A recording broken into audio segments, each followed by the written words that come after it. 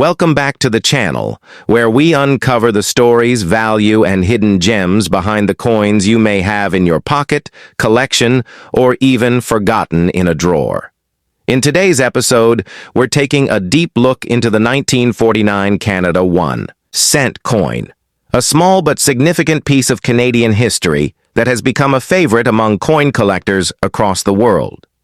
The 1949 Canadian 1 cent coin might appear ordinary at first glance, but it holds a unique place in both Canadian, numismatic, and historical narratives. This coin was minted in a period of transformation, just a few years after the end of World War II.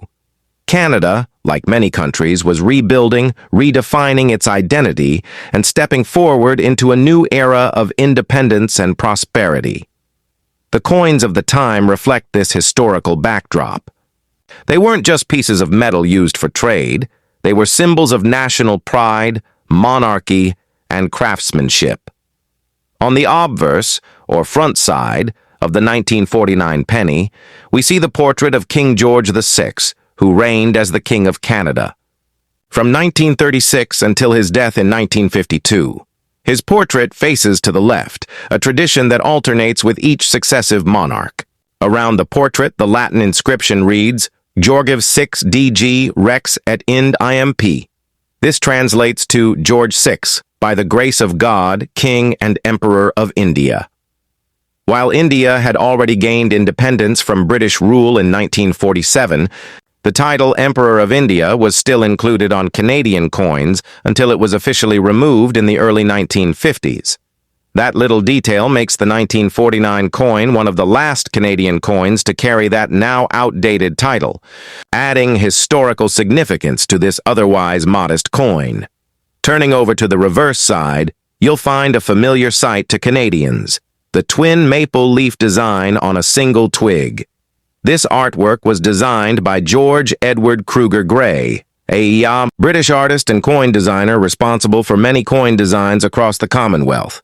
The maple leaf has long been one of Canada's most powerful national symbols, representing unity, strength, and natural beauty. Above the leaves is the word Canada, and below it is the denomination 1 cent and the year 1949. This design remained largely unchanged from 1937 to the 1950s and became one of the most recognizable designs in Canadian coinage. Now let's talk about the physical specifications of the coin.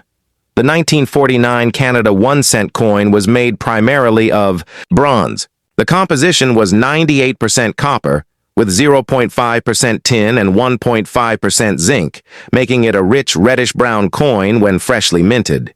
It weighs 3.24 grams and has a diameter of 19.05 millimeters. The coin has a plain edge, and it was struck at the Royal Canadian Mint in Ottawa. In terms of mintage, approximately 33,128,933 of these coins were produced in 1949.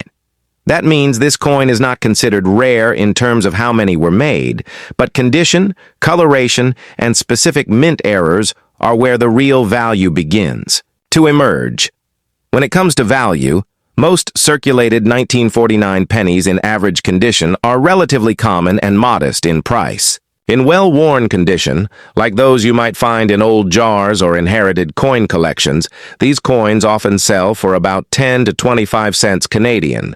In better circulated condition, with less wear and more detail visible, they can be worth 50 cents to a few dollars, especially if they show strong detail on the king's portrait and the maple leaves. However, the real value lies in uncirculated or mint state coins. Coins that have never been used in circulation and remain in pristine condition are graded using a scale known as the Sheldon scale, which ranges from 1 to 70. Mint state coins, or MS coins, begin at MS 60. A 1949 penny graded MS 60 to MS 63 could be worth between 3 and 10 Canadian dollars. But when you go higher on the scale to MS 64, MS 65, or even MS 66, values increase dramatically.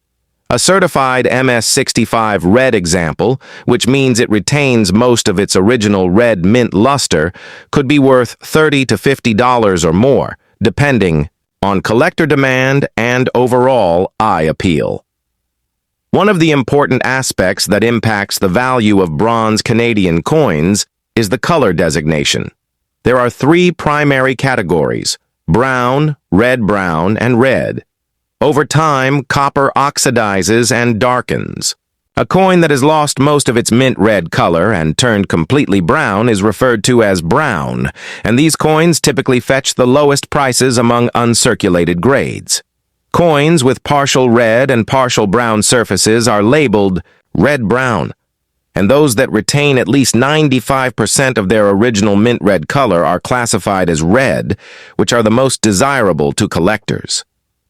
So, a 1949 Canadian penny that is red and graded MS65 or higher could be significantly more valuable than one that is brown and in the same grade.